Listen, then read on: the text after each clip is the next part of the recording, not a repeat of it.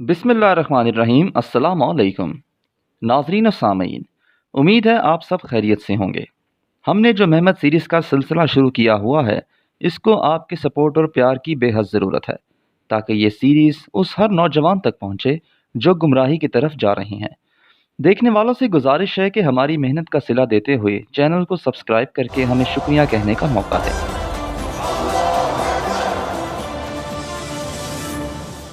नाजरीन, इस सिलसिले को आगे बढ़ाते हुए बात करते हैं एपिसोड 3 के हवाले से, जिसमें किस्त कुछ यूँ शुरू हुई है कि महमद का भाई सईद, जो कि उसके खून के निशानात का पीछा करता करता महमद तक पहुंच जाता है जहां महमद छिपा होता है। वहां पहुंचकर सईद महमद को समझाता है कि ऐसे छुप कर और जख्मी टांग के साथ यहां आना ठीक नहीं था, लेकिन महमद अपने जज्बात को काबू में ना रख सका था। सईद महमद को बगदाद पहुंचने तक छिपे रहने का कहता है और आने वाली रात में महमद से मिलने का कहता है, जबकि सईद किसी को नहीं बताता कि उसने महमद को देखा है और वही सईद को टांग पर बांधने के लिए पट्टी भी देकर जाता है। जबकि दूसरी तरफ कप्तान जावेद सुलेमान अस्करी को बताता है कि महमद कहीं भी नहीं मिला और ना उस पिस्तौल का पता लगता है जो विक्टोरिया के पास से मिलती है।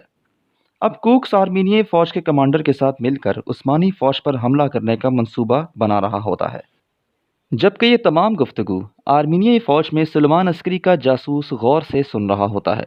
कूक्स उस्मानी फ़ौज पर बगदाद के रास्ते में घात लगाकर हमला करना चाहता है ताकि बगदाद में बरतानवियों का कब्ज़ा हो जाए। आर्मीनियाई फ़ौज का कमांडर कूक्स से ये शर्त रखता है कि वो इनकी मदद करेगा, लेकिन अगर अरमान का नाम तारीख़ी किताबों में शाया किया जाए। तो इसी बात पर कूक्स अरमान को एक तोहफ़ा देता है और कहता है कि अखबारात के ज़रिए हमारी मुहिम को आगे बढ़ाओ। जबकि सहाफ़ी एलिज़ाबेथ उसी मकाम पर मौजूद होती है और जान जाती है कि कूक्स उस्मानी फ़ौज के ख़िलाफ़ आर्मीनियाई की मदद कर रहा है और वो कूक्स और अरमान की तस्वीर उतार लेती है। जबकि उस्मानी फ़ौज बरतानवियों की मनसूबाबंदी जानने के लिए एक जगह क़याम करते हैं जहाँ सुलेमान अस्करी आर्मीनिया की बाकी फ़ौज के बारे में मालूमात ले रहा होता है कि एक ख़ास मेहमान सुलेमान अस्करी से मिलने आता है। वो मेहमान कोई और नहीं बल्कि आर्मीनियाई फ़ौज में सुलेमान अस्करी का जासूस ही था।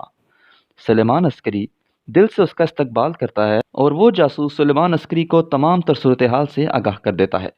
जबकि उधर कूक्स और आर्मीनियाई फ़ौज खुश गप्पियों और शराब नोशी में मसरूफ़ होते हैं और अगले दिन उस्मानी फ़ौज को ख़त्म करने के लिए पुरज़्म होते हैं। लेकिन वो ये नहीं जानते थे कि उनकी ही फ़ौज में एक जासूस भी है। उधर हुसरो पहलवान सुलेमान अस्करी से मुलाकात करने आता है और शेख बख्ताशी बनकर बगदाद जाने के लिए तैयार होता है। सुलेमान अस्करी हुसरो पहलवान को कुछ साजो सामान और कुछ ख़ास दस्तावेज़ात देकर अपने 2 सिपाहियों के साथ बगदाद के लिए रवाना कर देता है।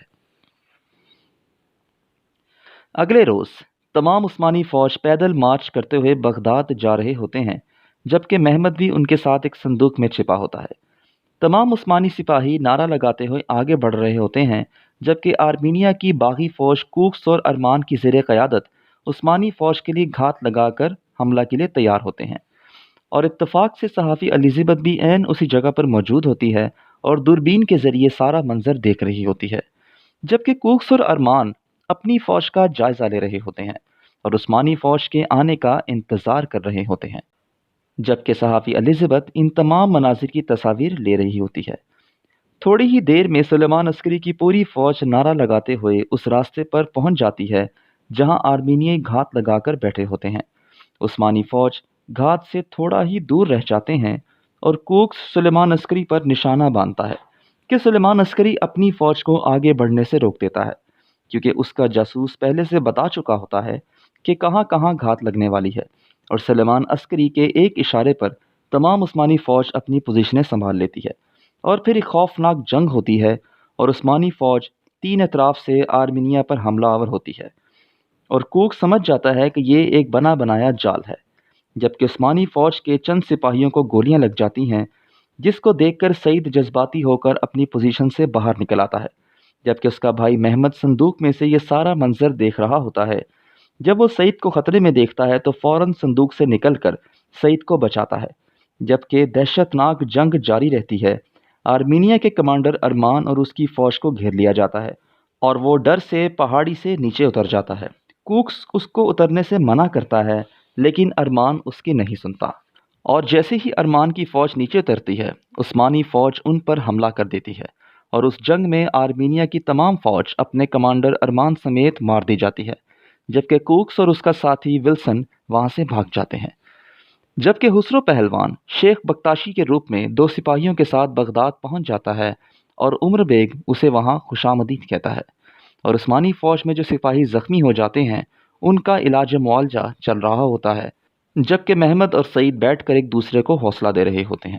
دوسری جانب کوکس فرار ہو کر زمین سے کیچڑ اٹھاتا ہے اور ولسن سے پوچھتا ہے کہ یہ کیا ہے۔ ولسن جواب دیتا ہے کہ ایک مٹی کے علاوہ اور کچھ نہیں ہے، جبکہ کوکس اسے بتاتا ہے کہ ترکوں کے لیے یہ مٹی ان کی جانوں سے بھی زیادہ عزیز ہے۔ ادھر عمر بیگ خسرو پہلوان کو بغداد کے تاجروں سے ملواتا ہے، جبکہ دوسری جانب زخمی عثمانی فوج تکلیف سے تڑپ رہے ہوتے ہیں۔ انہی میں ایک سپاہی شدید زخمی ہو جاتا ہے جس کی کفالت مولیت چاوش اور نیازی کر رہے ہوتے ہیں، اور برطانوی جاسوس کوکس تاجر بن کر بغداد پہنچ جاتا ہے اور اپنے کارندے کو اپنے ناکام منصوبے کے بارے میں بتاتا ہے، جبکہ یہی کارندہ کوکس کو عرب کے قبائل کے حوالے سے اچھی امید دلاتا ہے۔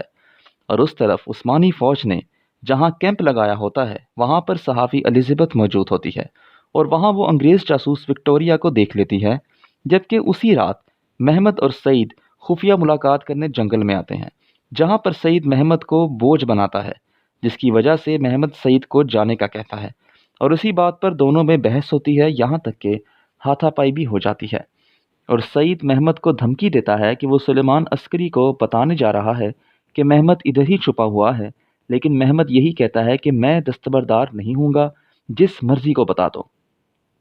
آخر سعید جا کر سلیمان عسکری کو محمد کا ٹھکانہ بتا دیتا ہے کہ وہ ایک جنگل میں چھپا ہے۔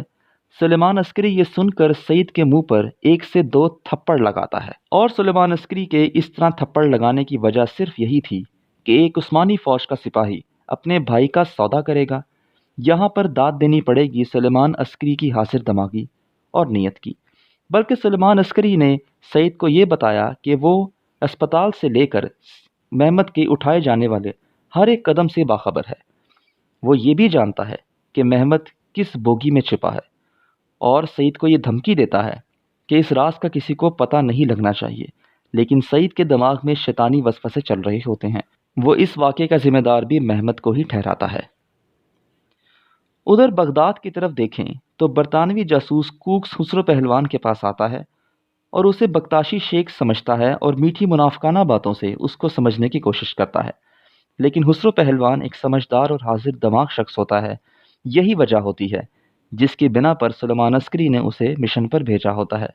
اس ایپیسوڈ میں ایک چیز بہت زبردست دکھائی جاتی ہے جو آج کل کے لوگوں کے لیے علم میں اضافہ ہے، وہ یہ ہے کہ محمد کو جنگل میں پانی نہ ہونے کی وجہ سے تیمم کرتے ہوئے دکھایا گیا ہے، اور نہایت خوبصورت انداز کے ساتھ اس کو فلمایا گیا۔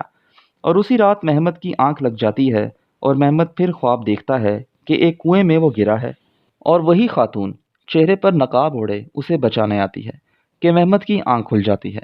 جیسے جیسے اس کی قسطیں بڑھ رہی ہیں، ڈرامے میں سسپینس کو دلچسپی بڑھتی جا رہی ہے۔ اب محمد اسی رات بیٹھ کر اپنی ڈائری میں اس خاتون کی شناخت بناتا ہے اور اللہ سے پوچھتا ہے کہ آخر یہ ہے کون۔ اگلی صبح سعید محمد کو لینے جنگل میں آتا ہے اور محمد اسے کھانے کے لیے امرود دیتا ہے، اور سعید اسے کہتا ہے کہ بغداد پہنچنے کے بعد میں تمہاری ذمہ داری نہیں اٹھاؤں گا، اور سعید محمد کو اپنے ساتھ بغداد روانگی کے لیے لے جاتا ہے۔ اس طرح عثمانی فوج شہداء کی قبر پر فاتحہ پڑھ کر سلیمان عسکری کی قیادت میں بغداد کے علاقے قط الامارہ نکل پڑتی ہے۔ یہ منظر دیکھ کر اچھے اچھے کے رونگٹے کھڑے ہو جاتے ہیں۔ کوئی شک نہیں کہ اس سیریز نے ارطغرل جیسے ڈرامے کو کئی جگہوں پر پیچھے چھوڑ دیا ہے، اور اس طرح سلیمان عسکری کا تمام فوجیوں کو حکم دینا کہ شہداء کو سلیوٹ کیا جائے اور سلامی دی جائے۔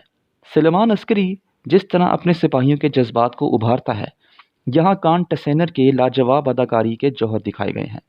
اسی سفر کے دوران جو سپاہی شدید زخمی ہوتا ہے، اس نے مولیت چاوش اور نیازی گفتگو کر رہے ہوتے ہیں۔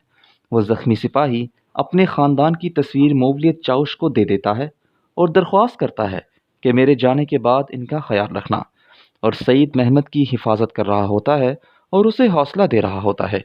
اس ڈرامے میں سب سے خوبصورت چیز جو دکھائی گئی ہے وہ 2 سوتیلے بھائیوں کا سگے بھائیوں سے بھی بڑھ کر پیار ہے۔ جتنا مرضی اختلافات ہو جائیں، لیکن اس سیزن کے آخر تک ایک دوسرے کا ساتھ نہیں چھوڑتے۔ اس کے دوران پھر سے مہمت کی آنکھ لگ جاتی ہے اور پھر سے مہمت خواب دیکھتا ہے کہ مہمت زخمی ٹانگ کے ساتھ صحرا میں بے ہوش ہے، جبکہ ایک سانپ اس کی طرف بڑھ رہا ہے۔ مہمت اس سانپ کو دیکھ رہا ہے لیکن وہ بے بس ہے کہ اچانک وہی خاتون اس سانپ پر گولی چلاتی ہے اور مہمت جاگ جاتا ہے اور اپنے خواب کو لے کر پریشان ہوتا ہے۔ اگلے سین میں حقیقی اس خاتون کی انٹری دکھا دی جاتی ہے۔ عراق کے صحرا میں ایک کالے رنگ کا سانپ جو پنجرے میں بند ایک چوہے کا شکار کرنے آ رہا ہوتا ہے۔ جیسے ہی وہ سانپ پنجرے کے قریب پہنچتا ہے، وہی لڑکی حقیقت میں اس سانپ کو جال میں پکڑ لیتی ہے اور مہمت کے خوابوں کی شہزادی کا نام زینب ہے، جو کہ ایک مریض کی شفا کے لیے سانپ کو پکڑنے آتی ہے۔ زینب کی نانی ایک طبیبہ ہے جو مختلف بیماریوں کا علاج کرتی ہے۔ دوسری جانب عثمانی فوج ایک جنگل سے گزرتی ہے کہ سلیمان عسکری کی نظر صحافی الزبتھ پر پڑ جاتی ہے، جو کہ اس کی تصاویر اتارتے ہوئے دیکھ لیتا ہے۔ سلیمان عسکری اس سے تفتیش کرتا ہے اور عثمانیوں کا پیچھا کرنے پر اسے وقتی طور پر گرفتار کر لیتا ہے اور اپنے کیمپ میں اس سے سوالات پوچھتا ہے، اور الزبتھ اس سلیمان عسکری کو وہ تمام باتیں بتا دیتی ہے کہ وہ کہاں کہاں گئی اور کوہ سے خفیہ مقام پر کیا کیا باتیں ہوئیں۔ پھر کھانے کا وقت ہو جاتا ہے اور سعید اپنے ساتھ ساتھ مہمت کا بھرپور خیال رکھ رہا ہوتا ہے اور اسے کھانا دیتا ہے کہ اسی دوران افسوسناک خبر آتی ہے کہ شدید زخمی سپاہی شہید ہو جاتا ہے۔ موولد چاؤس اپنی خوبصورت آواز میں یاسین کی تلاوت کرتا ہے اور اسی تلاوت میں اگلے پہر عثمانی فوج بغداد کے علاقے قطل امارہ نکل جاتے ہیں۔ یہ ڈرامے کا منظر نہایت ہی دل نشیں ہے اور اس صورت کے ختم ہوتے ہی ایپیسوڈ 3 اپنے اختتام کو پہنچتی ہے۔ فیڈ بیک سے ضرور آگاہ کرتے رہیے گا اور اپنا خیال رکھیے گا۔ اللہ نگہبان۔